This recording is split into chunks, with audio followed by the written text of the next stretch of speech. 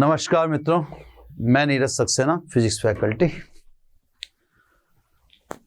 First lecture जो electronics का हमने लिया उसमें ठोसों में ऊर्जा बैंड की बात की, पूरा आपको विस्तार में एक्सप्लेन कर दिया कि साहब जब परमाणु ठोस निर्मित करते हैं, अणु निर्मित करते हैं, तो उनके बीच होने वाली अन्योन्य क्रिया से ऊर्जा स्तरों में विकृति आ जाती, फैलाव उत्पन्न हो जाता है। अब लघु परास में सूक्ष्म अंतराल पर अनेक या सूक्ष्म अंतराल पर ऊर्जा स्तरों का समूह पैदा हो जाता है, जिसे ऊर्जा बैंड कहते हैं। अकेले यानी विलगित परमाणु में जैसे आप ऊर्जा स्तर कहा करते थे, प्रथम ऊर्जा स्तर, द्वितीय ऊर्जा स्तर, तृतीय ऊर्जा स्तर, अणु या ठोस में अब उसे आप ऊर्जा स्तर नहीं कहते, अब नहीं कह सकते, क्योंकि जो स्टेज डेवलप हुई है वो एक तरह से 3 बैंड के रूप में है, जिसमें से 2 बैंड ऐसे हैं या 2 बैंड के अंदर वो स्तर हैं जो ऊर्जाएं इलेक्ट्रॉन रखते हैं या जो ऊर्जाएं इलेक्ट्रॉन के पास होती है। एक संयोजी, एक चालन। एक बैंड ऐसा भी है जिस ऊर्जा के इलेक्ट्रॉन या जिस ऊर्जा को कोई स्तर उपलब्ध नहीं होता, उसे हम कहते हैं वर्जित ऊर्जा अंतराल। तो सब परमाणुओं के बीच अन्योन्य क्रिया एक नई क्रिएशन करती है ऊर्जा के सेक्टर में, जिसको हमने कल विस्तार में लिया है, विस्तार में समझा भी है ना। उसको डिफाइन करने के लिए सरल रूप में मैंने आपको भी तरीका बताया, क्योंकि वो तो एक डिटेल थी। अब उस डिटेल को आप एक्सप्लेन इतना डीपली नहीं कर सकते, बस आप समझ सकते हैं, आप समझ तो गए होंगे, लेकिन उसके आपके द्वारा उसका एक्सप्लेनेशन अभी उतनी मैच्योरिटी नहीं मानी जाती बच्चे में, बस वो समझ गया है ना। तो वही हमारा उद्देश्य था। अब अपन उस ग्राफ के बजाय बैंड को एक छोटे से ग्राफ से दर्शा देंगे, है ना। तो सब अब आता है ऊर्जा बैंड के प्रकार, है ना। ऊर्जा बैंड के प्रकार इधर ले लेते हैं, इधर प्रकार के नाम लिख देंगे। चलो सब ऐसे, इसको इस तरह से भी आप ले सकते हैं, है ना। ये एनर्जी है, ठीक है। जो निम्न ऊर्जा स्तर है, यानी जिसमें संयोजी इलेक्ट्रॉन रहते हैं। अब अगर n परमाणु हैं तो इसके अंदर कितने स्तर होंगे? n स्तर होंगे, है ना साहब। वो आपको कल एक्सप्लेन कर ही दिया। इस बैंड में उपस्थित इलेक्ट्रॉन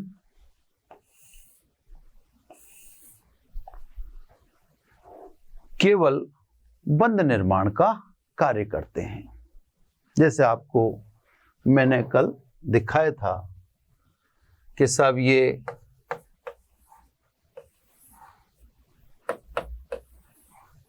है ना, कल आपको उसी तरह से एक चित्र में दिखाया था मैंने, वही मैं भी आपको शेयरिंग दिखा देता हूं, है ना।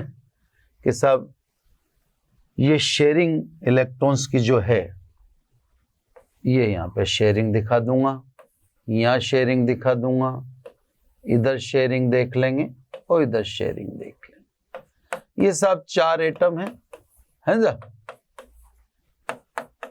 अब इनसे इलेक्ट्रॉन की शेयरिंग करके एट्थ कंप्लीट कर रखा है। ये देखो, ये एट्थ कंप्लीट था, अष्टक पूर्ण है ना। इसके अभी अन्य 3 इलेक्ट्रॉन अदर 3 एटम से शेयरिंग करेंगे। ये सभी के अन्य 3 इलेक्ट्रॉन अन्य 3 सिलिकॉन के परमाणु से शेयरिंग करेंगे। ये बॉन्डिंग में जो आपको इलेक्ट्रॉन्स एंगेज दिख रहे हैं, ये देखो, इनके पास घूमने की स्वतंत्रता है, फ्रीडम है, क्लियर। बट नाभिक का आकर्षण इनको छोड़ेगा नहीं, ते नाभिक के आकर्षण में है। ये इलेक्ट्रॉन संयोजी इलेक्ट्रॉन कहलाते हैं। यह धारा प्रदान करने में सक्षम नहीं है। ये केवल बॉन्डिंग या बंध निर्माण का कार्य करते हैं। ये अलग अलग स्तर में हो सकते हैं। इनको मैं संयोजी बैंड में दिखाता हूं। ये संयोजी बैंड अलग अलग स्तर, समान स्तर में भी हो सकते हैं ना। तो सब इसमें संयोजी इलेक्ट्रॉन रहते हैं। जो संयोजकता का निर्धारण करते थे वो इलेक्ट्रॉन शेयरिंग करके बंध बनाते हैं, तो ये संयोजी इलेक्ट्रॉन ही कहलाएंगे। इसने जिस ऊर्जा स्तरों के समूह में ये इलेक्ट्रॉन रहते हैं उसको हम संयोजी बैंड कहते हैं, है ना। तो सब ये ऊर्जा लेवल ई वैलेंस, और इस ऊर्जा स्तर को अपन बोलेंगे, या इस ऊर्जा स्तरों के समूह को हम बोलेंगे संयोजी बैंड, है ना। यानी वैलेंस बैंड अगर इंग्लिश में लिखना चाहे तो।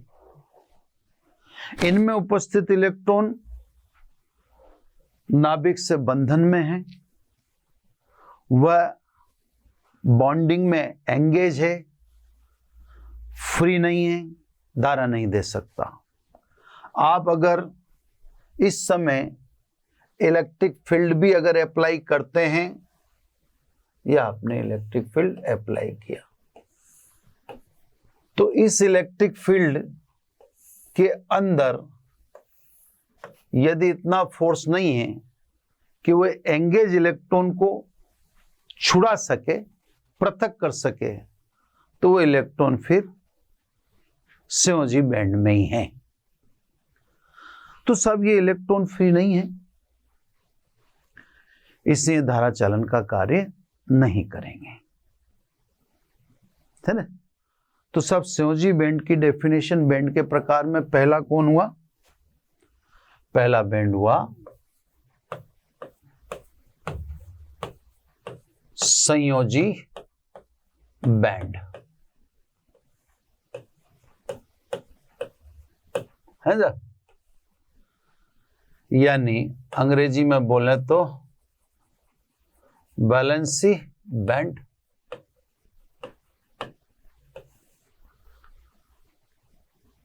आउटर है। अब इसको दूसरी तरह से कैसे डिफाइन करते हैं वो देखो सब। उच्च ऊर्जा के भरे हुए, या यूं कहते हैं उच्च ऊर्जा वाले,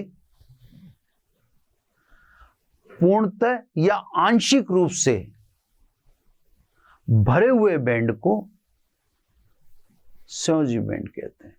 तो यहां यह भी क्लियर हो गया कि इसका मतलब संयोजी बैंड या तो आंशिक रूप से भरा होगा या पूर्ण रूप से भरा होगा। उच्च ऊर्जा के आंशिक या पूर्ण रूप से भरे हुए बैंड को संयोजी बैंड कहते हैं। संयोजी बैंड में उपस्थित इलेक्ट्रॉन बंध निर्माण का कार्य करते हैं, क्रिस्टल की संरचना का काम करते हैं, धारा चालन का काम ये नहीं कर सकते जब तक वो संयोजी बैंड में है। आप ऐसे भी कह सकते हो संयोजकता स्तर, आउटर ऑर्बिट को संयोजकता निर्धारित करने के कारण संयोजकता, उसकी ऊर्जा स्तर को संयोजकता स्तर कहते हैं। तो हम यूं भी कह सकते हैं संयोजकता स्तरों के अतिव्यापन से निर्मित बैंड को संयोजी बैंड कहते हैं। ये कभी भी खाली नहीं होता, या तो आंशिक रूप से भरा होता है या पूर्ण रूप से भरा होता है। इसके भरे होने से धारा को कोई लेना देना नहीं है। इसका भरा होना बॉन्डिंग क्रिएशन को बताएगा। जैसे ये देखो, इसका भरा हुआ है तो अष्टक सबका पूर्ण है, इनका भी आगे पूर्ण हो जाएगा, अभी और लगा देंगे। इसने 8th पूर्ण कर लिया, अपना कंप्लीट कर लिया, तो इस समय फुल भरा है। लेकिन ये इलेक्ट्रॉन आपको धारा चालन के लिए उपलब्ध नहीं हो रहा। चलो सब, तो संयोजी बैंड क्लियर हो गया। 2-3 तरीके से डिफाइन कर दिया, बेसिक भी समझ गया आप सिंपल भी कह सकते हैं। उच्च ऊर्जा के आंशिक या पूर्ण रूप से भरे हुए बैंड को या पूर्ण रूप से भरे हुए ऊर्जा स्तरों के समूह को संयोजी बैंड कहते हैं। इसमें उपस्थित इलेक्ट्रॉन बंध निर्माण का कार्य करते हैं, धारा चालन का नहीं। चलो सब, अब आ जाओ नंबर 2, है ना। नंबर 2, अब अपन बात करेंगे चालन बैंड, है ना। अंग्रेजी में बोले तो कंडक्शन बैंड, ठीक। अब सब वापिस यहीं आइए। ये इलेक्ट्रॉन्स मैंने रेड कलर से दिखा रखे हैं आपको। इलेक्ट्रॉन विचरण कर रहे हैं एक दूसरे के नाभिक के प्रभाव में, एक दूसरे एटम में विचरण कर रहे हैं, एंगेज हैं, फ्री नहीं। लेकिन आप इसे एनर्जी दें एक्स्ट्रा, इतनी एनर्जी दें कि इलेक्ट्रॉन फ्री होके बाहर निकल जाए। अब फ्री होके जब ये इलेक्ट्रॉन बाहर निकल गया, अब इस पे देखा विद्युत क्षेत्र का प्रभाव देखें। अब आप विद्युत क्षेत्र अप्लाई करेंगे तो ये इलेक्ट्रॉन विद्युत क्षेत्र के विरुद्ध गति करेगा और इलेक्ट्रॉन के प्रवाह से अब धारा उत्पन्न होगी। ये धारा देगा, क्योंकि ये किसी के बंधन में अब रहा नहीं। पहले ऐसा नहीं हो सकता था, पहले इसका मूवमेंट फ्री नहीं था। मूवमेंट तो था लेकिन एटम्स में, अब इसका मूवमेंट फ्री नहीं है, अब इसका मूवमेंट फ्री है। तो अब आवेश प्रवाह से धारा उत्पन्न होगी। तो इस इलेक्ट्रॉन को हमें कहना चाहिए चालन इलेक्ट्रॉन। ये भी ऊर्जा स्तरों के समूह में ही रहता है, उस बैंड को हम कहते हैं चालन बैंड। लेकिन चालकता के लिए एक ऊर्जा अतिरिक्त चाहिए। इसका मतलब संयोजी बैंड के जस्ट पास में चालन बैंड नहीं है, उसके बीच में कोई एनर्जी गैप है ना। ये एनर्जी गैप है, इसको भी इंट्रोड्यूस करेंगे। तो अब जब अपर लेवल पे जा रहे हैं तो ये भी एक बैंड है। वही लघु परास में अति निकट स्थित ऊर्जा स्तरों के समूह को ऊर्जा बैंड कहते हैं। तो ये भी सब एक बैंड है। इलेक्ट्रॉन जो आपको संयोजी बैंड में दिखाया गया, तो जब तक वो इलेक्ट्रॉन संयोजी बैंड में है तब तक तो वो धारा चालन का काम नहीं कर रहा। लेकिन उसको आपने ये ऊर्जा दी, इसको कहते हैं वर्जित ऊर्जा अंतराल, EG, है ना। तो ये इलेक्ट्रॉन जंप लगाकर कहां जाएगा? इस वाले बैंड में। इसको बोलते हैं चालन बैंड कंडक्शन बैंड, सी भी बोल देते हैं, ठीक है। तो देखा जाए तो संयोजी बैंड से ऊपर ऊर्जा वाला है, ये देखो ई कंडक्शन, इसकी लोअर एनर्जी बता दी। तो डेफिनेशन वाइज बोले आप तो संयोजी बैंड से अधिक ऊर्जा वाले रिक्त बैंड को, ये खाली होता है, ये खाली होता है, क्योंकि इलेक्ट्रॉन जो हैं वो क्रिस्टल में बॉन्डिंग में एंगेज हैं, तो इसके पास इलेक्ट्रॉन कहां से आएगा? एंगेज वाले तो सारे किसमें? संयोजी में है, तो इसका मतलब कंडक्शन तो खाली है। वो कैसे भरा, उसके लिए भी कहानी सुनाई आपको कि अतिरिक्त आपको ऊर्जा देनी है। अतिरिक्त ऊर्जा नहीं दे रहे, हम एक सामान्य परिचय बता रहे हैं। तो सब सामान्य परिचय में आप दो बात कह सकते हो, एक तो ये कि संयोजी बैंड से ऊपर या उच्च ऊर्जा वाले निकट या लघु परास में निकट स्थित ऊर्जा स्तरों का समूह चालन बैंड कहलाता है। प्राय ये खाली होता है, कारण क्योंकि इलेक्ट्रॉन बंध निर्माण में एंगेज हैं, व्यस्त हैं, तो प्राय ये खाली होता है।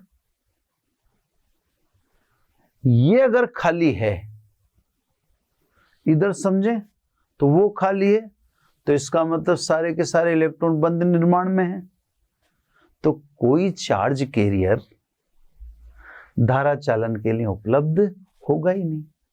तो जब ये खाली है, मतलब इसमें कोई चालन इलेक्ट्रॉन नहीं, ये चालन इलेक्ट्रॉन है, ये कहां जाएगा वो अभी बता। तो पहले इसको एक बार में डिलीट कर देता हूं, क्योंकि इसको अब लाएंगे ना अपन तो मजा आएगा थोड़ा सा लाने में ना। ये सब इसको अपन ने टोटली डिलीट कर दिया फिलहाल, अब क्योंकि कहानी ज्यादा अच्छी लगेगी, है ना। तो सब अभी तो ये रिक्त है, जो पोजीशन आप देख रहे हो, विद्युत क्षेत्र से भी कुछ, सामान्य विद्युत क्षेत्र से भी कुछ नहीं हो रहा। अब इधर देखो तो कोई आपके पास चार्ज कैरियर फ्री नहीं है। चार्ज कैरियर फ्री नहीं है तो इस समय क्रिस्टल या ठोस कुचालक का कार्य करेगा। तो सब चालन बैंड में इलेक्ट्रॉन का नहीं होना पदार्थ के इंसुलेटेड यानी कुचालक होने को दर्शाता है ना। लेकिन हम जब एनर्जी देते हैं, अतिरिक्त एनर्जी देते इलेक्ट्रॉन, बॉन्डिंग से फ्री किया जा सकता है, एंगेज इलेक्ट्रॉन को निकाला जा सकता है। अब ये इलेक्ट्रॉन धारा चालन का कार्य करेगा। तो आपने कितनी ऊर्जा प्रोवाइड कर दी? अतिरिक्त। उस अतिरिक्त ऊर्जा को अपन क्या कहते हैं? वर्जित ऊर्जा अंतराल। और ये प्रोवाइड करते इलेक्ट्रॉन कहां आने लग गए? चालन बैंड। इधर देखो तो इलेक्ट्रॉन जो एंगेजमेंट थी इसकी, उससे फ्री हो गया। अब इस पर आप विद्युत क्षेत्र लगाते हो, तो विद्युत क्षेत्र लगाते ही ये तुरंत विद्युत क्षेत्र के विरुद्ध गति करता है और धारा प्रदान करता है। तो इस इलेक्ट्रॉन को चालन इलेक्ट्रॉन कहते हैं, और ये जिस बैंड में होगा उस बैंड का नाम है चालन बैंड। परिभाषा में आप ऐसे बोल सकते हो। अब ये खाली है, तो निम्न ऊर्जा वाले रिक्त बैंड को चालन बैंड कहते हैं। इसको भी सोचना, ये भी एक बहुत शानदार चीज है। निम्न ऊर्जा वाले चालन बैंड को या निम्न ऊर्जा वाले खाली बैंड को चालन बैंड कहते हैं। तो दो तरीके से डेफिनेशन कह सकते हो। संयोजी बैंड से अधिक ऊर्जा वाले को चालन बैंड कहते हैं, वो संयोजी बैंड से अधिक ऊर्जा। लेकिन खाली में सबसे कम ऊर्जा किसकी? ये तो खाली हो ही नहीं सकता, संयोजी बैंड कभी खाली नहीं होता। खाली में सबसे कम ऊर्जा जिसकी है, आप उसको भी क्या कह सकते हैं? चालन बैंड, है ना। तो सब ऐसे भी बोल सकते हो, निम्न ऊर्जा वाले रिक्त बैंड को चालन बैंड कहते हैं। इसमें सामान्यतः इलेक्ट्रॉन नहीं है ना, तो पदार्थ कुचालक का कार्य करेगा। ठीक है साहब, तो ये सब चालन बैंड इन जनरल इसमें इलेक्ट्रॉन नहीं है ना। इलेक्ट्रॉन कैसे लाया जाएगा वो अभी आपके सामने आ जाएगा। अब थर्ड की बात करें, सी, वर्जित ऊर्जा अंतराल, फॉरबिडन एनर्जी गैप।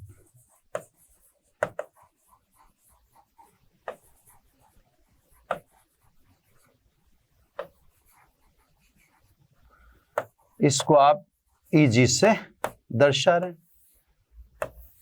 ठीक है ना, देखा जाए तो ये भी एक एनर्जी बैंड ही है ना, लेकिन इसमें इलेक्ट्रॉन का ठहराव पॉसिबल नहीं है, या यूं कहते हैं इस ऊर्जा का कोई इलेक्ट्रॉन क्रिस्टल में होता ही नहीं है। तो इलेक्ट्रॉन या तो यहां रहेगा या वहां रहेगा, इसमें नहीं रहे। तो ये भी बैंड के एक प्रकार में ही है ना। चालन बैंड व संयोजी बैंड के मध्य ऊर्जा का अंतराल यानी EC माइनस EV। तो चालन बैंड व संयोजी बैंड के मध्य ऊर्जा के अंतराल को वर्जित ऊर्जा अंतराल कहते हैं। जब किसी इलेक्ट्रॉन को जो संयोजी बैंड में उपस्थित है, वर्जित ऊर्जा अंतराल जितनी ऊर्जा दी जाती है, तो इलेक्ट्रॉन संयोजी बैंड से चालन बैंड में जंप मार कर आ जाता है। यह आ गया। इस इलेक्ट्रॉन को हम चालन इलेक्ट्रॉन कहते हैं और बैंड को चालन बैंड कहते हैं। चालन इलेक्ट्रॉन इसलिए कहते हैं क्योंकि अब धारा प्रदान करेगा। तो सब वर्जित ऊर्जा अंतराल जितनी ऊर्जा क्रिस्टल को प्रदान करने पर इलेक्ट्रॉन संयोजी बैंड से संक्रमित हो चालन बैंड में आ जाता है और पदार्थ धारा चालन का कार्य करने लगता है, यानी पदार्थ में चालकता उत्पन्न हो जाती है। इसका मतलब चालन बैंड अगर रिक्त है, खाली है, तो पदार्थ कुचालक है, और चालन बैंड में इलेक्ट्रॉन आ जाता है तो पदार्थ चालक है। इसका मतलब चालन बैंड में इलेक्ट्रॉन का होना पदार्थ के चालक होने को दर्शाता है, और चालन बैंड में इलेक्ट्रॉन का अनुपस्थित होना पदार्थ के कुचालक होने को दर्शाता है ना। तो सब धारा चालन के लिए जरूरी है कि इलेक्ट्रॉन कहां संक्रमित किया जाए, संयोजी बैंड से चालन बैंड। तो ये सब तीन प्रकार के ऊर्जा बैंड होगी, जिसमें मैंने ऊर्जा अंतराल को भी एक ऊर्जा बैंड ही बोला है। बस मैंने उसमें साफ बोला है कि उस ऊर्जा का कोई इलेक्ट्रॉन उपलब्ध क्रिस्टल में नहीं होता है। बस दो ही ऊर्जा के इलेक्ट्रॉन होते हैं, या तो इस परास में या इस परास में, इस बीच वाली परास में नहीं होगा। जैसा मैंने आपको लास्ट डे भी समझाया था कि साहब इसका 0 से 10 और इसका 20 से ऊपर माने, तो इसका मतलब 10 से 20 के बीच का कोई इलेक्ट्रॉन अवेलेबल ही नहीं है।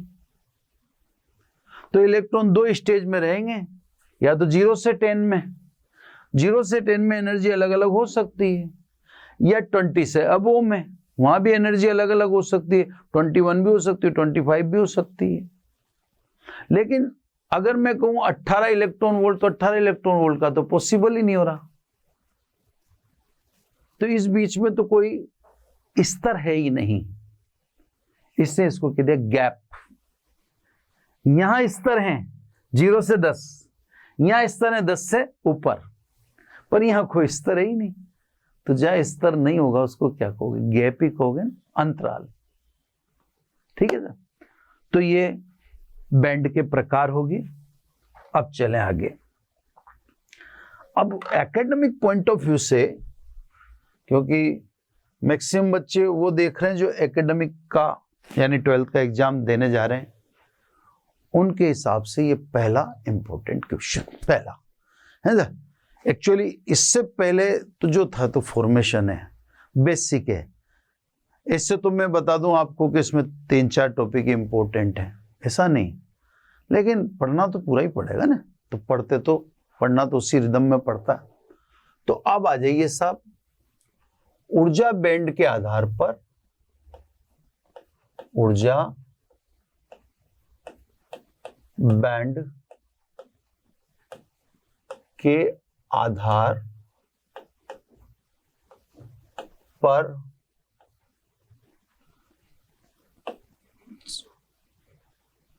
एक मिनट, ऊर्जा बैंड के आधार पर चालक कोमा कुचालक व अर्ध चालक का वर्गीकरण है ना। अब अपने तो देखो, ये मैं आपको बता दूं, इंपॉर्टेंट बहुत है क्वेश्चन। अब मैं तो भी देखो समझाऊंगा तो विस्तार में ही है ना, लेकिन आप इस बात को जान के रखें कि अपने इस क्वेश्चन की जो हैसियत है वो ओनली 2 मार्क्स की है, 2 नंबर की हैसियत है कि साहब इसके 2 नंबर ही मिलेंगे अपने को। तो अपने को तो थोड़ा सा समराइज करके समझना चाहिए। मतलब अब देखो, मेरी अपनी परेशानियां हैं कि मुझे तो देखो समझाना तो पड़ेगा डिटेल में, आपकी अपनी परेशानियां आपको लिखना पड़ेगा शॉर्ट में, है ना। तो मैं आपको सेलेक्टिव बता दूंगा, है ना। सबसे पहले ले लेते हैं अपन कुचालक, है ना। कुचालक से शुरू कर देते हैं।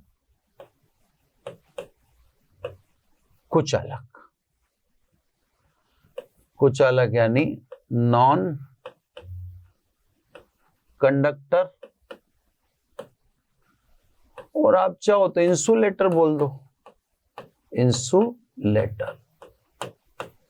अब देखो, आपको एनर्जी बैंड के बिहाफ पर समझाना है ना। अब एनर्जी बैंड को अपन और मॉडर्नाइज तरीके से ले लें, क्योंकि अपन समझ गए एनर्जी, ये देखो ग्राफ ये ऐसे कर लें, है ना। चेंज करते रहना चाहिए हर चीज में। ये बाउंड्री, ई कंडक्शन, ये ई वैलेंस। इसमें अब आप समझ गए कि साहब अनेक ऊर्जा स्तर होते हैं, और उसमें भी आप समझ गए कि अनेक ऊर्जा स्तर होते हैं। ये भी बनाना बंद कर दूंगा थोड़ी देर में, मैंने हर चीज को 1-2 बार बनाते हैं, फिर वह छोड़ छाड़ देंगे बनाना, ठीक है। ये आपका वैलेंस बैंड और ये आपका कंडक्शन बैंड। एनर्जी ग्राफ दिखाई दे, बाउंड्री बनाई दी। ये आपका वर्जित ऊर्जा अंतराल है ना। अब देखो, ये जो मैं शुरू में बोल रहा हूं कुचालक किसे कहते हैं, ये लिखने की जरूरत नहीं है। वे पदार्थ जो सामान्यतः विद्युत का प्रवाह नहीं करते कुचालक कहलाते हैं। सिंपल। कुचालकों की प्रतिरोधकता उच्च, वह चालकता अल्प होती है। तो स्वाभाविक है, कुचालक हैं तो इनकी प्रतिरोधकता तो उच्च होगी और चालकता नगण्य होगी, तभी तो कुचालक हैं। ये लाइनें आपको शायद लिखने की आवश्यकता नहीं है ना। तो सब मैं बताता जाऊंगा कि भाई कौन सा लिखना चाहिए और कौन सा नहीं, तो ये आपको लिखने की आवश्यकता नहीं है। आपका क्राइटेरिया क्या है मैं आपको समझाता हूं, है ना। कुचालकों में वर्जित ऊर्जा अंतराल 3 इलेक्ट्रॉन वोल्ट से ज्यादा होता है। अब देखो, आप जानते हो 1 electron volt is equal to 1.6 into 10⁻⁻19 joule, है ना। ये 1 इलेक्ट्रॉन, 3 इलेक्ट्रॉन तो इसका आप 3 गुना कर दोगे, 3 इलेक्ट्रॉन वोल्ट है, इसका 3 गुना कर दोगे। ये केवल एक इलेक्ट्रॉन को रिक्वायर एनर्जी है, एक इलेक्ट्रॉन को। क्लियर?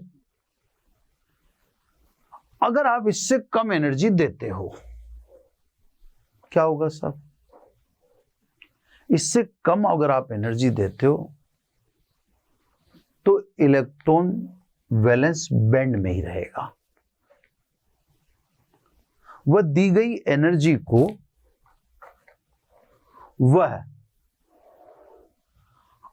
अन्य इलेक्ट्रॉन को डिस्ट्रीब्यूट कर देगा, दी गई ऊर्जा को अन्य इलेक्ट्रॉन को वह वितरित कर देगा। क्लियर? लेकिन चालन बैंड में नहीं जा सकेगा। इतनी ऊर्जा उसके पास या इतनी ऊर्जा आपने दी ही नहीं है ना? जैसे मान लीजिए आपने 2 इलेक्ट्रॉन वोल्ट ऊर्जा दी, तो 2 इलेक्ट्रॉन वोल्ट ऊर्जा देने से क्या होगा? वह अदर इलेक्ट्रॉन में डिस्ट्रीब्यूट कर देगा। या यूं समझ लो कि खुद लोअर लेवल से हाई लेवल में ट्रांसफर हो जाएगा, क्योंकि संयोजी बैंड भी तो ऊर्जा स्तरों का समूह है, उसके अंदर भी तो बहुत सारे लघु परास में अति निकट स्थित ऊर्जा स्तर हैं, बहुत सारे हैं। तो वो अपनी वैलेंस बैंड में लोअर से अपर में चला जाएगा, कंडक्शन में तो नहीं जा रहा है ना? तो स्वाभाविक रूप से वह इलेक्ट्रॉन 3 इलेक्ट्रॉन वोल्ट से कम ऊर्जा पर वैलेंस बैंड में ही बना रहेगा, चालन बैंड में नहीं जा रहा। अभी जैसे मान लो अपन हीरे की बात करें तो फॉर डायमंड के लिए Eg greater than equal to 5 electron volt. ये वर्जित ऊर्जा अंतराल बहुत ज्यादा है ना? अब आपके दिमाग में एक बात आती होगी कि दे देते हैं इतनी एनर्जी। अब देखो एक छोटी सी कैलकुलेशन दिखाता हूं।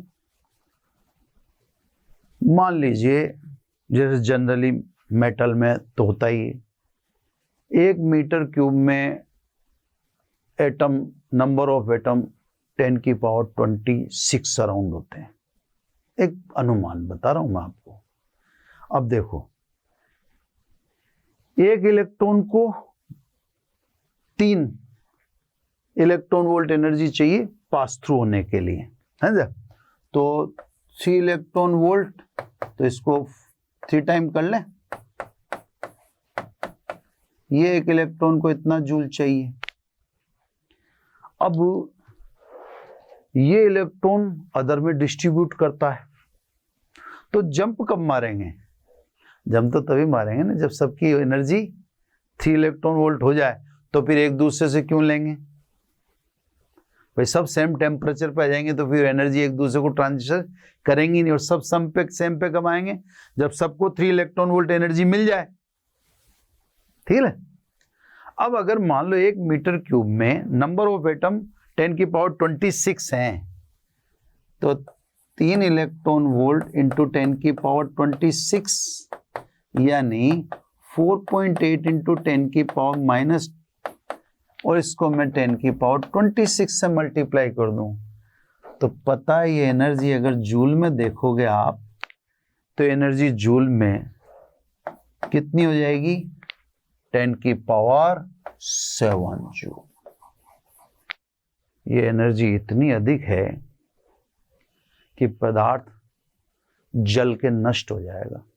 जैसे मान लो लकड़ी है, अब आप सोच भी लो कि साहब इतनी एनर्जी दे दें, आपने सोच भी लिया भाई एनर्जी तो देनी है, दे दें, तो लकड़ी जल के कोयला बन जाएगी, लकड़ी रहेगी नहीं, है ना? क्योंकि मोर देन 3 इलेक्ट्रॉन वोल्ट बहुत ज्यादा एनर्जी है। बिलो जैसे 1 इलेक्ट्रॉन वोल्ट हो, है ना, फिर वहां पर यूनिट वॉल्यूम में इलेक्ट्रॉन की चार्ज कैरियर भी कम होने चाहिए ना। 2 बातें होनी चाहिए कम एनर्जी देने के लिए कि साहब यूनिट वॉल्यूम में चार्ज कैरियर की मात्रा भी लिमिटेड हो, तब तो पॉसिबल है। नहीं तो साहब अपन एक जैसे जो डाटा है, इसको आप गंभीरता से मतलब भाई समझाने का एक तरीका है। तो सब आपको सीधा सीधा क्या समझाना है, कुचालकों में वर्जित ऊर्जा अंतराल अधिक होता है। 3 इलेक्ट्रॉन वोल्ट इसमें दिखाई दिया आपने चित्र में। उदाहरण के लिए जो हीरा है, हीरे में वर्जित ऊर्जा अंतराल लगभग 5 इलेक्ट्रॉन वोल्ट है। ऊर्जा का यह मान बहुत अधिक है, जो प्रोवाइड करना संभव नहीं है। उसी आकृति में रखते हुए, लकड़ी को लकड़ी रखते हुए देना संभव नहीं। तो साहब पदार्थ का अस्तित्व बने रहते इतनी ऊर्जा देना पॉसिबल नहीं है। 1-2 इलेक्ट्रॉन वोल्ट हो तो चल जाएगा। फिर वहां पे नंबर ऑफ यूनिट वॉल्यूम में नंबर ऑफ एटम भी कम होने चाहिए, वो भी एक फैक्टर है। तो साहब ये ऊर्जा सामान्यतः दे पाने या ये ऊर्जा दे पाने से पदार्थ अपने अस्तित्व को खो जाता है। इसका मतलब यहाँ पर वैलेंस बैंड से इलेक्ट्रॉन चालन बैंड में नहीं ले जाया जा सकता, इसीलिए कुचालक है। समझ गए आप? तो आपको 2 लाइन में समझाना है वहां पे। एक ऐसे बना देना, ये कैलकुलेशन मत करना, ये तो जस्ट आपको मैंने आपको समझाने के लिए किए, ये आप कहीं मत करना ना। ये थोड़ा सा फिर इसमें क्वेश्चंस भी क्रिएट हो जाएंगे बहुत सारे। भाई ये तो आपको देख लिया आपने, एक जनरल मैंने बता दी है ना। आप तो बस ये ऐसा बना देना, साइड में ग्राफ, एनर्जी ग्राफ है, उधर ई लिख ही दिया आपने। बस आप इसमें 4-5 लाइनें लिमिटेड लिख देना। कुचालकों में वर्जित ऊर्जा अंतराल 3 इलेक्ट्रॉन वोल्ट से अधिक होता है। इस ऊर्जा को प्रदान करने पर पदार्थ अपने अस्तित्व में नहीं रहेगा, और इससे कम ऊर्जा देने पर इलेक्ट्रॉन ये एनर्जी डिस्ट्रीब्यूट कर देते हैं, लेकिन चालन बैंड में जंप नहीं मारते, संक्रमित नहीं होते। इसलिए इस पदार्थ में चालकता उत्पन्न नहीं हो पाती, इसलिए इसको कुचालक कहते हैं। सीधा लकड़ी है, रबर है, प्लास्टिक है, ये इसके उदाहरण है। ठीक है साहब? तो ऊर्जा बैंड के आधार पर आपने बता दिया कि इसमें वर्जित ऊर्जा अंतराल का मान ज्यादा है। ठीक है, अब आ जाए साहब बी पर, है ना। बी चालक। अब मूलतः हम धातुओं की बात कर रहे होंगे। कंडक्टर। चालक के लिए भी आपको समझाना तो ऊर्जा बैंड के आधार पर ही है। तो अब ऊर्जा बैंड के आधार पर समझाते हैं अपन, है ना। वो एनर्जी ग्राफ है सीधा सीधा। ठीक है, अब देखिएगा साहब, मैं वैलेंस बैंड को तो बताता हूं ब्लू कलर से ना। ये देखो, ये तो मैंने बता दिया वैलेंस बैंड।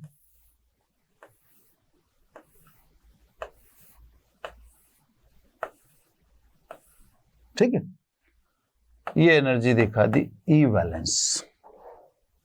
ठीक, तो वैलेंस बैंड का विस्तार चालकों में अच्छा खासा है। ठीक, अब दिखाता हूं मैं रेड कलर से चालन बैंड। ये रेड कलर से मैं दिखाता हूं आपको चालन बैंड।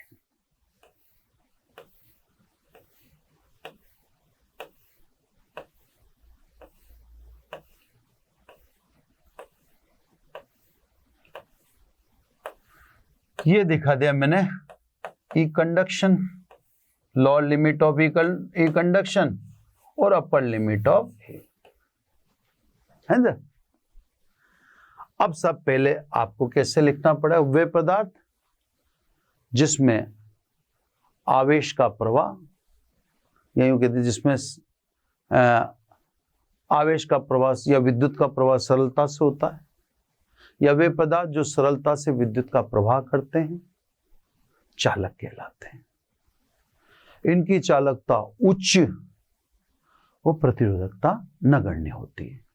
चालकता उच्च होगी, चालक है, प्रतिरोधकता चालक प्रतिरोधकता और चालकता एक दूसरे के व्युत्क्रमानुपाती हैं, धारा विद्युत की में आपको पढ़ाया गया है ना।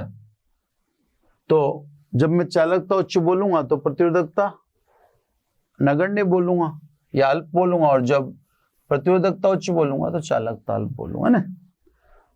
तो सब ये तो आपने चालक के डिफाइन किया, चालक को डेफिनेशन दी, ठीक है। अब आपको डेफिनेशन माने देनी है, क्योंकि आपके तो 2 ही नंबर का आएगा ना, तो आपके तो बॉक्स से काम चलेगा। अब आप कहेंगे चालकों में जो कंडक्शन बैंड है, सॉरी वैलेंस बैंड है, ये कंडक्शन नहीं है, वेरी गुड, ये वैलेंस बैंड और ये कंडक्शन बैंड। चालकों के वैलेंस बैंड यानी संयोजी बैंड प्राय अधूरे भरे होते हैं। अब वैलेंस बैंड अधूरे भरे होते हैं का क्या मतलब है? इसका मतलब ऑलरेडी इलेक्ट्रॉन इसके कहां बैठे हुए हैं? कंडक्शन बैंड यानी चालन बैंड में। ये देखो ना, ये बीच का क्षेत्र अतिव्यापन क्षेत्र हो गया। ये देखो, ये दोनों के बीच में अतिव्यापन हो गया, चालन बैंड और वैलेंस बैंड के बीच में। यानी यहां पर अगर आप देखें तो वर्जित ऊर्जा अंतराल अप्रोक्सीमेटली 0 है, कोई अंतराल ही नहीं, दोनों ही वैसे अतिव्यापन कर रहे हैं। तो सब इलेक्ट्रॉन ऑलरेडी चालन बैंड में उपस्थित रहते हैं, या यूं कहते हैं चालन बैंड व वैलेंस बैंड अतिव्यापित रहते हैं। यही कारण है कि जैसे आप अल्प विद्युत क्षेत्र लगाओगे, इलेक्ट्रॉन तुरंत धारा चालन का कार्य करेगा, तुरंत करेगा, क्योंकि वो बैठा ही किसमें है? चालन बैंड में। और चालन बैंड में इलेक्ट्रॉन का होना चालकता को दर्शाता है ना। तो सब चालकों के बारे में आपको ये बता देना, इनमें वर्जित ऊर्जा अंतराल नगण्य है, इनको टेम्परेचर देने की जरूरत ही नहीं पड़ रही, इनको तो केवल आप इलेक्ट्रिक फील्ड अप्लाई कर दो बस। इलेक्ट्रिक फील्ड आपने अप्लाई कर दिया तो इलेक्ट्रॉन सीधे वैसे ही चालन बैंड में पड़े हुए इसे दौड़ना चालू कर देंगे, यानी धारा चालन का कार्य करना प्रारंभ कर देंगे, ठीक है सर। चालक के बारे में इतना ही लिखना है ना। अब थर्ड कैटेगरी अर्धचालक है ना। अब तीसरी कैटेगरी आती है सब सेमीकंडक्टर, अर्धचालक।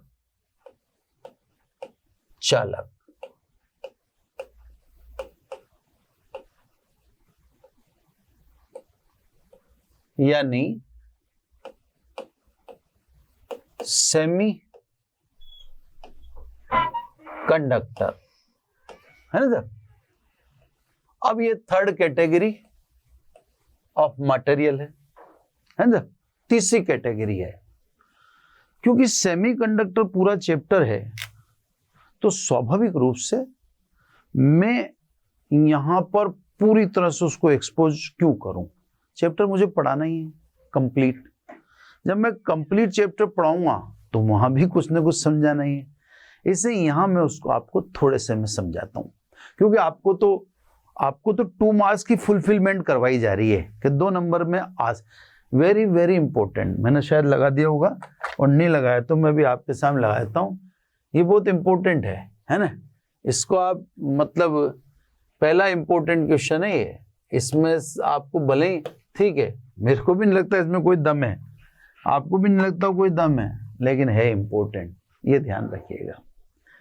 अब अर्धचालक किसे कहते हैं? तो पहले अर्धचालक की बात कर लें। वे पदार्थ जो 0 केल्विन पर कुचालक तथा ताप में वृद्धि करने पर चालक की भांति व्यवहार करते हैं, अर्धचालक कहलाते हैं। तो T बराबर 0 केल्विन पर तो ये कुचालक है। अब क्यों है वो तो अभी मैकेनिज्म की बात करेंगे अपन, इसका मैकेनिज्म देखेंगे पूरा कि आखिर ये क्या चक्कर पड़ रहा है ना।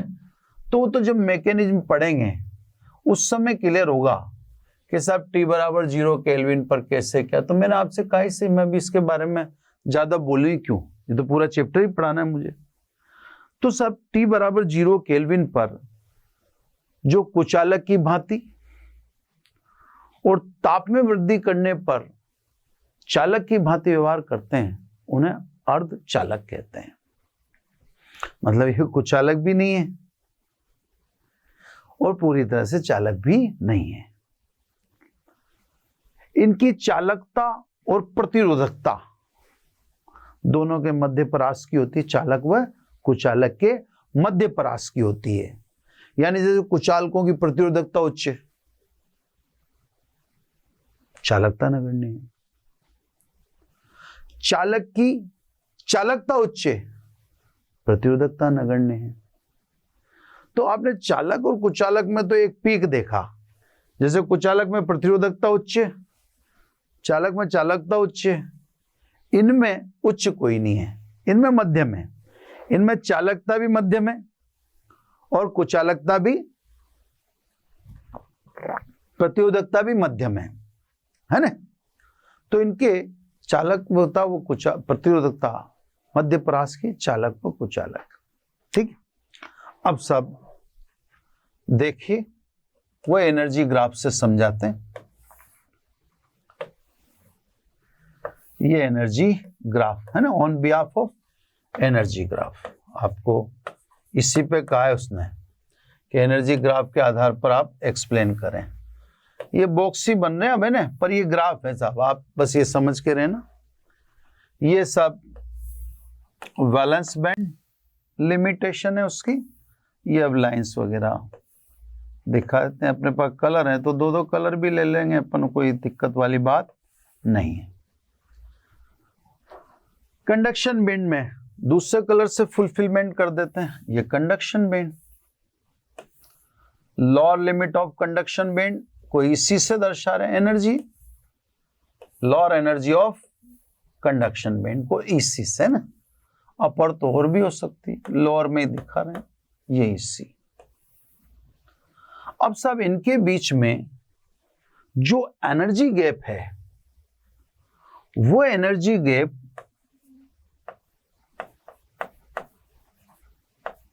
लेस देन 3 इलेक्ट्रॉन वोल्ट है। अब आप कहेंगे कि लेस देन 3 इलेक्ट्रॉन वोल्ट है तो फिर लगभग कुचालक को ही गए। नहीं भैया, लेस देन 3 इलेक्ट्रॉन वोल्ट का मतलब 1.2 भी हो सकती है। अभी जर्मेनियम में तो 0.76 ही है, तो लेस देन। अभी अपनी देखें, आपसे कोई पूछे कि फोर्थ वैलेंस, चतुर्थ वर्ग में सिलिकॉन है, जर्मेनियम है, सिलिकॉन 14, जर्मेनियम 32 है ना, एटॉमिक या परमाणु क्रमांक बता रहा हूं। तो कार्बन भी तो फोर्थ में ही है।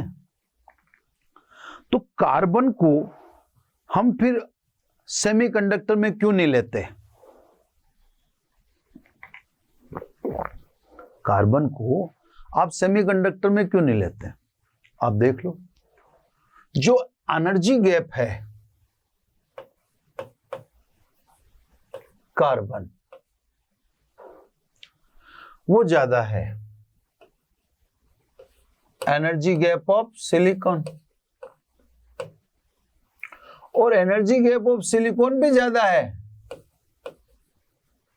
Energy gap of germanium. तो सब ये दो जो सिलिकॉन और जर्मेनियम हैं, ये दो तो सेमीकंडक्टर में आ गए। ये भी सेमीकंडक्टर है, ये दोनों तो सेमीकंडक्टर में क्लासिफाइड है।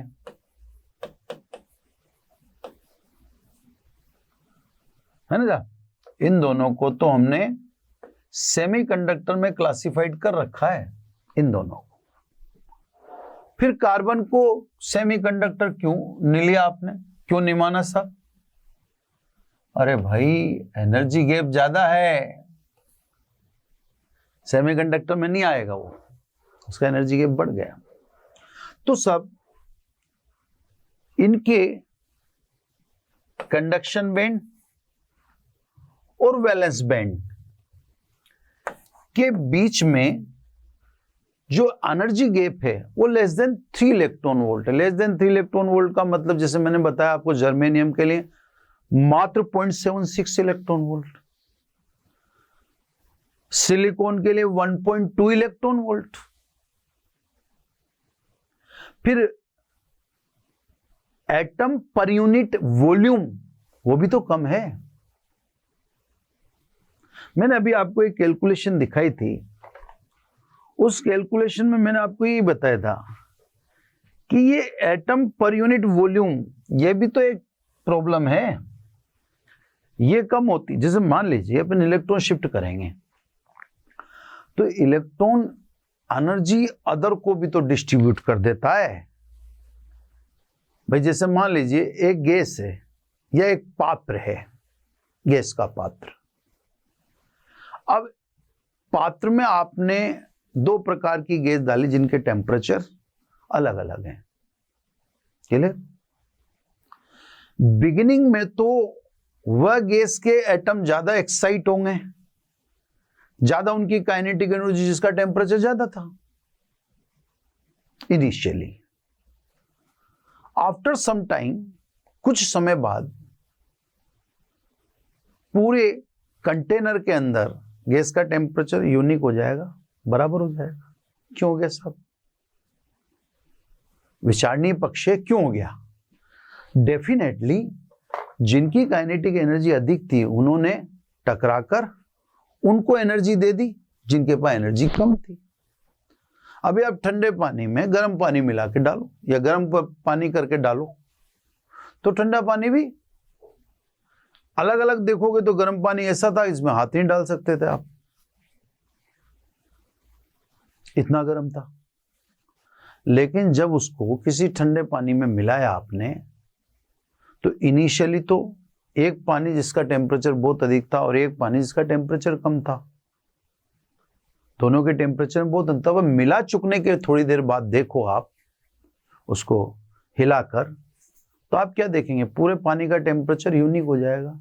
तो यहां पर इस बात से स्पष्ट, और 11 में पढ़ा भी है अपन ने, मैक्सवेल का ऊर्जा समविभाजन का नियम पढ़ा भी है। वहां पर ये बात है कि energy distribute to each other. जो आप एनर्जी देते हो वो यूनिक इलेक्ट्रॉन को थोड़ी मिलेगा। हाँ, फोटो इलेक्ट्रिक इफेक्ट अलग चीज है। फोटो इलेक्ट्रिक इफेक्ट में यूनिक को चली जाती है क्योंकि फोटोन का आंशिक अवशोषण पॉसिबल नहीं है। वो मैक्स प्लांक के सॉरी आइंस्टीन ने पहले ही क्लियर कर दिया कि फोटोन का आंशिक अवशोषण पॉसिबल नहीं है। तो प्रकाश विद्युत प्रभाव में ऐसा है कि आप फोटोन के रूप में प्रकाश डालते हो तो 1 electron interact to 1 electron, 1 photon interact to 1 electron. वहां एक फोटोन की एक इलेक्ट्रॉन से ही अनुक्रिया होती है। तो आप अपवाद भी मिलेंगे आपको, है ना, पर वो केस अलग अलग चीजें। तो कहने का मतलब जैसे आप एनर्जी दोगे तो वो डिस्ट्रीब्यूट भी तो होती है। इलेक्ट्रॉन अदर को भी तो उसको देता है। तो कहने का मतलब ये है कि सब 3 इलेक्ट्रॉन का मतलब, इलेक्ट्रॉन वोल्ट का मतलब 1.6 भी हो सकता है, 1.2 भी हो सकता है, 0.7। अब जिस एनर्जी की बात हो रही है वहां पे पर यूनिट वॉल्यूम में एटम के नंबर भी कम है, तो ये एनर्जी अवेलेबल हो जाती है सामान्य सोर्स से। इवन दो 0.76 इलेक्ट्रॉन वोल्ट ये रूम टेम्परेचर पर भी, या रूम टेम्परेचर जो हीट होती है उससे भी अवेलेबल हो जाती है। तो इसका मतलब जो भी इलेक्ट्रॉन वैलेंस बैंड में हैं वो सब उस एनर्जी लेवल पर तो है ही ना, या सेम एनर्जी लेवल पे तो हैं। अब उनको एक्साइट करने के लिए थोड़ी सी तो एनर्जी देनी है। वो तो रूम टेम्परेचर पे ऑलरेडी सारे के सारे एक्साइटेड हैं। अब उसको थोड़ा सा इलेक्ट्रिक फील्ड लगाओ या थोड़ी सी एनर्जी दो, खट से वो जंप मार के किसमें आ जाएंगे, कंडक्शन बैंड में। और कंडक्शन बैंड में आते ही कंडक्टिविटी का काम करने लगा मटेरियल। इस मटेरियल को कहते हैं अर्धचालक। दोबारा सुनना थोड़ा सा ध्यान से, इनमें वर्जित ऊर्जा अंतराल कम होता है 3 इलेक्ट्रॉन वोल्ट से भी। ये 0.76 भी हो सकता है, 1.2 इलेक्ट्रॉन वोल्ट भी हो सकता है। ये एनर्जी इतनी कम होती है कि सामान्य रूम टेम्परेचर पर अवेलेबल मानी जा सकती है, उपलब्ध है। अब एक बात ध्यान से समझना, जब रूम टेम्परेचर पर ये अवेलेबल है तो डिस्ट्रीब्यूशन की जरूरत कहां पड़ रही? हालांकि डिस्ट्रीब्यूशन तो होगा, लेकिन सभी एक ही रूम टेम्परेचर पर हैं, तो सभी इलेक्ट्रॉन के पास जो वैलेंस बैंड में बैठे हुए हैं सेम एनर्जी लेवल पर हैं। अब आपको कुछ तो अतिरिक्त देनी है, क्योंकि अपन बोले T बराबर 0 केल्विन पर ये कुछ है, तो एनर्जी तो है लेकिन थोड़ी कम पड़ रही है, क्योंकि वो कंडक्शन बैंड में नहीं जा पा रहा। तभी तो T बराबर 0 केल्विन पर ये क्या है, कुछ अलग। अब रूम टेम्परेचर पर जैसे ही इलेक्ट्रॉन तो सब एक्साइट हो गए, क्योंकि उनको जो वर्जित ऊर्जा अंतराल उतनी एनर्जी लगभग सबके पास है।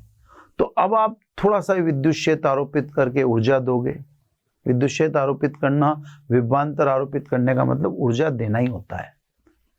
तो वो एक्साइट होकर तुरंत किसमें कूद जाएगा, कंडक्शन बैंड में, और कंडक्शन बैंड में कूदते ही पदार्थ धारा चालन का कार्य करेगा, है ना।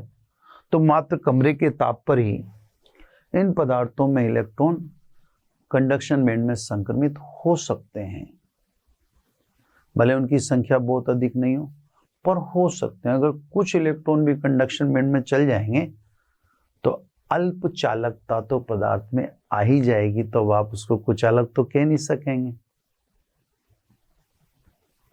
न उसको चालक कह सकेंगे, क्योंकि कुछ इलेक्ट्रॉन कंडक्शन बैंड में गए, सभी तो गए नहीं। तो न तो पदार्थ कुचालक है, क्योंकि चालन बैंड उसका खाली है ही नहीं। अगर चालन बैंड खाली होता जैसे कुचालकों में होता है, तब तो आप कुचालक कहते, लेकिन चालन बैंड पूर्णतः खाली भी नहीं है और पूरी तरह से फुल भी नहीं है। पूरी तरह से फुल होता तो आप चालक कह देते, वो भी नहीं है, तो फिर इनको क्या कहना पड़ेगा, अर्धचालक। एग्जाम में पूछते हैं अर्धचालक के उदाहरण, तो जैसे सिलिकॉन, जर्मेनियम, ये तो तत्व में आ जाते हैं। अब ऐसे जैसे पूछते हैं अकार्बनिक तत्व, अर्धचालक तत्वों के नाम, तो ये हो गया अकार्बनिक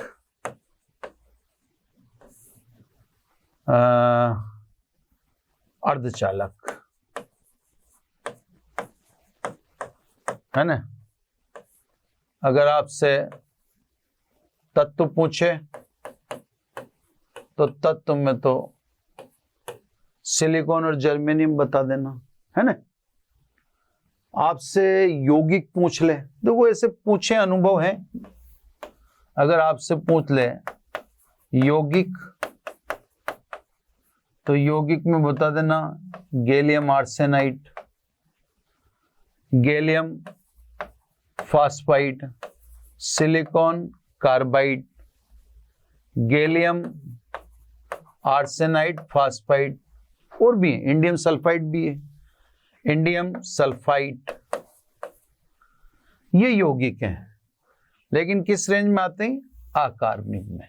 ये मैंने इसलिए अलग अलग कराया क्योंकि ऐसा पहले हो चुका है एग्जाम, राजस्थान बोर्ड में एक बार ऐसे पूछ लिया था। क्या पूछा था मैं आपको समझाता हूं।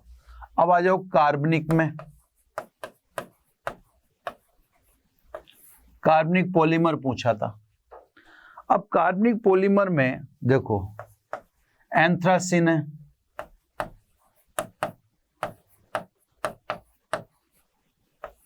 ये कार्बनिक पॉलीमर है ना।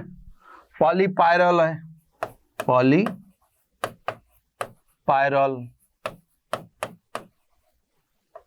है ना। पॉलीथायोफीन है,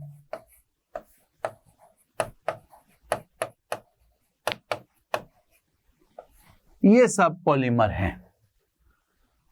और भी, पर अभी तक जो पूछे तत्व पूछे तो आप सिलिकॉन और जर्मेनियम लिख देना।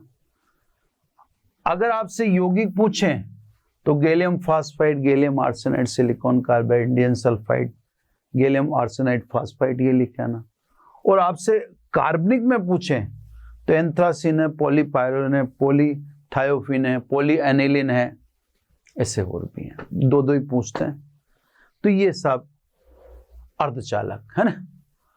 अब कल से, जैसे ये लेक्चर तो इम्पोर्टेंट था इससे आज का, इसमें हर लेक्चर इम्पोर्टेंट नहीं, सुनना तो पूरा पड़ेगा, इलेक्ट्रॉनिक्स है ना।